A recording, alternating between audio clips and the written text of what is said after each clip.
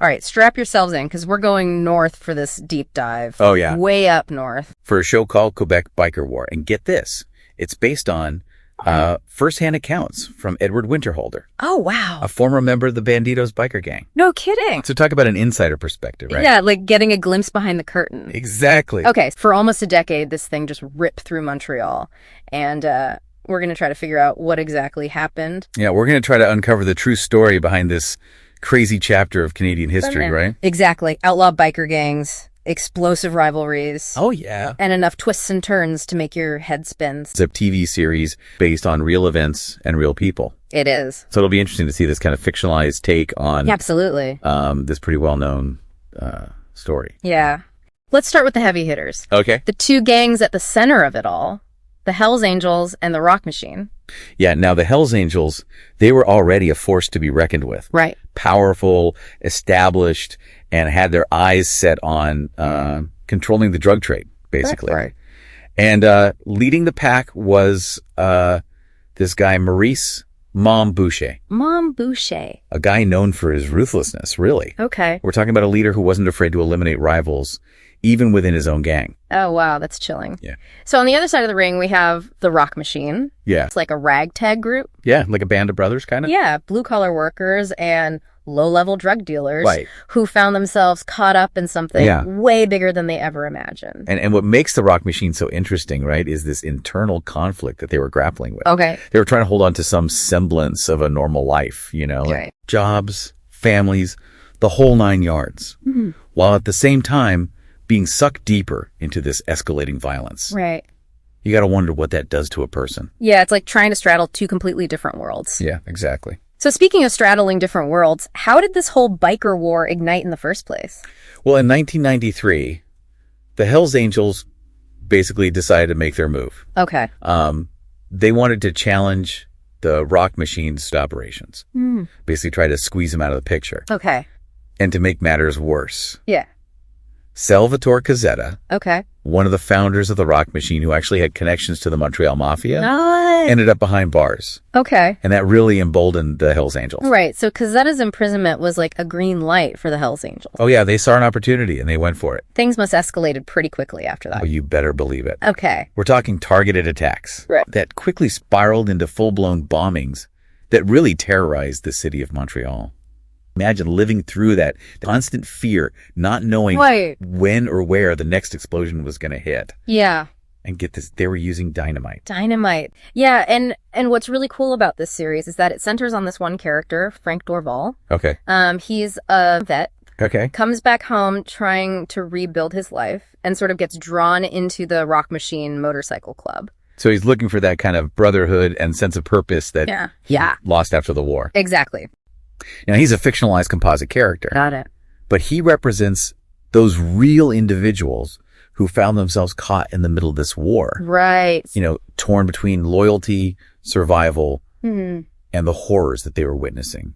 Okay, so Frank becomes our lens into the human side of this conflict. Exactly. Okay, so tell me more about him. Sure. What's his story? Well, Frank's a veteran. Okay. Who found a sense of belonging in the biker lifestyle. Okay. You know, a brotherhood, a place to kind of escape the demons of war. Right. But as the violence escalates, he finds himself really struggling to reconcile the camaraderie with the brutality. Right. He's trapped in a downward spiral, and it just seems like there's no way out. It sounds like he joined the biker world seeking solace. Yeah. But instead, he walked right into another war zone. But what makes this even more interesting is the fact that the Rock Machine, you know, they weren't your typical, like, outlaw biker gang. Right. You know, the series makes a point of showing that these guys had jobs, they had families. Right. They weren't, like, living on the fringes of society. They were integrated. Right. Which makes their descent into this all-out war with the Hells Angels even more fascinating. Okay, so set the scene for us a little bit. Like, what was the landscape like in Montreal before things went south? So, you know, for a while there was this uneasy peace between the Rock Machine and the Hells Angels. Okay. They coexisted, even had some shared history. And the series depicts the Rock Machine members, you know, living these almost normal lives, working, raising their kids, enjoying the biker lifestyle. Right. You know, it almost feels idyllic in the beginning. Like a calm before the storm, kind of? Exactly. Okay, so we have this fragile peace. Yeah. But then things shift. Yeah. Salvatore Cazzetta, one of the founding members of the Rock Machine, lands in prison. And that's where things get really interesting. Yeah. Because his imprisonment creates this power vacuum. Right. The Hells Angels now, under Montboucher's leadership, see an opportunity. They want to seize control of the drug trade. Right. And they figure, well, why not just absorb the Rock Machine while they're weakened? Yeah. So, of course, the Rock Machine isn't just going to roll over. It's not a chance. Right. They refuse to be swallowed up by the Hells Angels, you know. They're not going to give up their turf. This is their territory, their identity. Right. And they're willing to fight for it. Okay. And that's really how the spark becomes a wildfire. That refusal ignites the Quebec Biker War.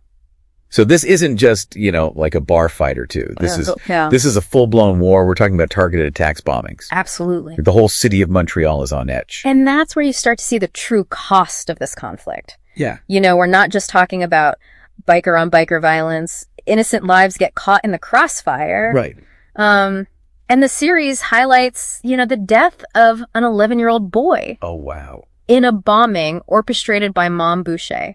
That's awful. And that just, it really makes you think about, the ripple effect of this, how it goes beyond absolutely the biker world and into everyday people's lives. And, that event, that death of that young boy, that's a turning point because it puts immense pressure on law enforcement to crack down. Right. And finally brings the war, into the public eye. Right now, everyone has to pay attention. Exactly. But even amidst all this chaos, we keep going back to Frank's story. Yeah. He's trying to navigate this world that's becoming more and more violent and hold on to his relationship with Valerie. Right. And they have a daughter, Taylor. Yeah, his family becomes his lifeline. Yeah. It's what keeps him going. That's his reason to try to stay away from that darkness. Absolutely. And it's in those moments, those quiet moments of family life that we see the true toll this war is taking on him.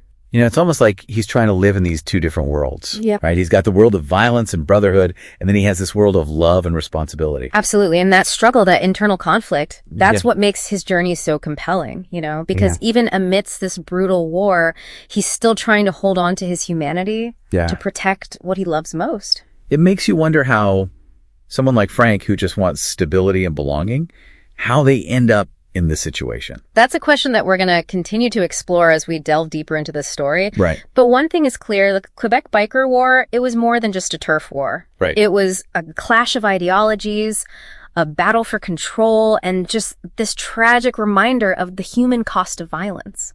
And there's another layer to this whole thing that really makes you question everything. Right. The series reveals that Montboucher wasn't just fighting the Rock Machine. That's right. He was orchestrating this whole shadow war within his own ranks. Yeah. And this is where we get into the, the Machiavellian side of Montboucher. He was eliminating rivals within the Hells Angels. Wow. And making it look like the Rock Machine was responsible. So he was playing both sides. Exactly. Against each other. Yeah. But why would he do that? What was his end game? Well, think about it. By creating all this chaos and pinning the blame on the Rock Machine, he was solidifying his own power. Oh, wow. He was eliminating the competition both within and outside his organization and using fear to keep everyone in line. Wow. So it's a power play. Yeah. You never know who to trust. But this wasn't fiction. This was real life with real consequences. Oh, right. And Montboucher, he was the one pulling the strings. What's so fascinating about this is that, Boucher wasn't just some brute enforcing his will. Right. The series portrays him as incredibly intelligent and calculating. All right. He understood the biker world. He understood its codes, its vulnerabilities, right. And he exploited them masterfully. Yeah. So let's rewind a little bit. Okay. Who was Montboucher before the war? He was a founding member of the SS Motorcycle Club. Okay. Alongside Salvatore Cazzetta, who we talked about. Yeah. But then in a move that would come back to haunt everyone, Boucher switched sides and joined the Hells Angels in the 80s. So there's this history, this shared past. Right. Which makes the betrayal even more cutting. He knew these guys, and he used that knowledge to manipulate the situation to turn the Rock Machine into scapegoats for his own internal power plays. We talked about his desire to monopolize the drug trade. Yeah. Was that his ultimate goal, just complete control? Control was definitely a major factor. Yeah. But, it wasn't just about the money. It was about power, about being the undisputed king of the biker underworld. He wanted to build an empire, and he was willing to do whatever it took to get there. This shadow war, this manipulation, it's almost like he was a puppet master. That's a great analogy. Orchestrating these events from behind the scenes. He set things in motion, then sat back and watched as the chaos unfolded. Right. All while maintaining this facade of control and leadership. Right. It was a brilliant, albeit terrifying strategy. And for the Rock Machine, yeah, you know, it must have been a nightmare. Imagine the paranoia. Yeah. Every attack, every loss. Yeah. They're wondering who's behind this. Right. Is it the Hells Angels or is it someone within our own ranks? Yeah. It creates this atmosphere of mistrust Right. that makes it nearly impossible to operate. And while this is happening, Mom Boucher is consolidating his power. Right. Eliminating threats, real or perceived. He was always a few steps ahead, you know? Yeah. He anticipated his rivals' moves, Right. exploited their weaknesses, Yeah. turned their strengths against them. Wow. You know, it was a masterclass in manipulation, but a chilling one. Okay, so we have Mom Boucher, this mastermind, playing everyone against each other. Right. But what about the guys on the ground? Yeah. And the Rock Machine members trying to hold on to their lives, their families. That's one of the things that the series does really well. Yes. It shows the human side of this conflict. Okay. These weren't just faceless bikers, you know? Right. They were husbands, fathers, sons, trying to navigate this impossible situation. And for Frank, you know, his relationship with Valerie and their daughter Taylor, Right. that becomes his lifeline. Absolutely. You know, that's what keeps him going. They're his reason to fight. Yeah. His reason to resist the pull of the darkness. Right. And it's in those moments, you know, those quiet moments of family life Yeah. that we see the true toll that this war is taking on him. It's like he's constantly trying to reconcile these two worlds. Right. The world of violence and brotherhood Yeah. and the world of, you know, love and responsibility. And that struggle, that internal conflict. Right. That's what makes his story so relatable, so human. Yeah. Because Even amidst this brutal war, yeah. he's still trying to hold on to his humanity Right. to protect what he loves most. But there's only so much one person can take. And it does. Yeah. The series really highlights the cumulative effect of this violence. Yeah. The physical scars, the emotional trauma, Yeah. the loss of friends and loved ones. Right. It all takes a toll. And it's not just the individuals who suffer.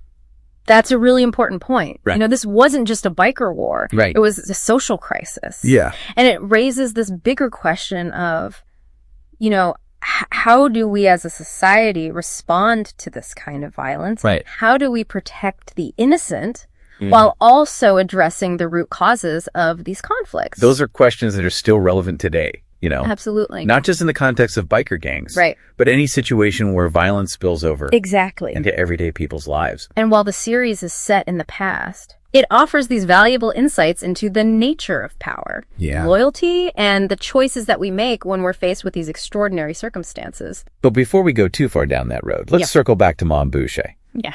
You know, his strategy of manipulating everyone around him. Yeah. It couldn't last forever. Right. Eventually, the truth had to come out. You're right. And it did in a way that no one could have predicted. Okay. It was a tragedy, a horrific act of violence that finally exposed the true extent of Boucher's manipulations Wow. and forced the authorities to finally take decisive action. We're talking about how Mom Boucher's manipulations, you know, they couldn't stay hidden forever. Right. What was it that finally brought the whole scheme crashing down? So it was a turning point in the war. Okay. And tragically, it involved an innocent life. Okay. Boucher orchestrated a bombing targeting a drug dealer. So he was still playing that double game. Exactly. Okay. But this time, the blast had unintended consequences. An 11-year-old boy, completely unconnected to the biker world, was caught in the explosion and killed. And the series really captures the shockwaves that sent through Montreal. Right. You know, it's like Hey. suddenly this wasn't just a biker war playing out in the shadows. Exactly. This is front page news. It was a national crisis. Yeah. And you can imagine the pressure that puts on the authorities. yes, absolutely. They have to be seen as taking action. Yeah, the public outcry was immense. Right. They had to do something. So how does this shift in public perception impact Frank and the Rock Machine? Well, you know, they're in this incredibly difficult position. Yeah. You know, they were already fighting for survival against the Hells Angels. Right. And now they've got increased police scrutiny. They've got public condemnation. It's like they're trapped in a vice, Exactly. getting squeezed on both sides. And what's even more insidious is that Mom Boucher is using this chaos to his advantage, Of course he is. right? The more unstable the situation becomes, the more power he seems to accumulate. He thrives on that fear and uncertainty. Exactly. It's a chilling reminder that, you know, some people gain power in times of crisis. It really is. But the series also hints that even someone as cunning as Boucher can't control everything forever. Right. His web of lies and betrayals. It's bound to unravel eventually. Which brings us back to Frank. Okay. We've talked about his internal struggle, his desire for normalcy. Right. How does his story actually play out in this series? Let's just say that Frank's journey is far from over. Okay. He's forced to confront his past, his demons, and ultimately make some very difficult choices that have long-lasting consequences. So even amidst all the violence and chaos, there's still this element of, personal growth. Absolutely. Self-discovery. And that's what makes this story so compelling. Yeah. It's not just a simple good versus evil narrative. Right. It's an exploration of how people navigate these impossible situations, how they find meaning and purpose, even in the darkest of times. So we've covered a lot of ground in this deep dive. We have. The origins of the war, the key players, the shocking violence. Absolutely. These really complex moral dilemmas. Yeah, it's a story that really has it all. Yeah. Action, intrigue, betrayal. Yeah. But also these deeper themes about loyalty. Family, the human cost of conflict. And while this TV series is a work of fiction, Right. it's rooted in real events. It is. And it raises these important questions about organized crime, the role of law enforcement. Absolutely. You know how societies cope with these kinds of crises? Yeah. The Quebec Biker War was undoubtedly a dark chapter in Canadian history. It was. But it also offers these valuable insights into the human condition. Right. So as we wrap up this deep dive, Yeah. We encourage you to reflect on some of the questions that we've raised today. Absolutely. What would you do if you were in Frank's shoes? And what can we learn from this conflict? Right. To prevent, similar tragedies from happening in the future. And remember, our deep dive is just a starting point. Right. There are books and articles and documentaries out there that delves even deeper into this fascinating and complex subject. So keep exploring, keep questioning, and most importantly, keep learning. Absolutely. Thanks for joining us on this deep dive into the Quebec Biker War. It's been a pleasure. Until next time.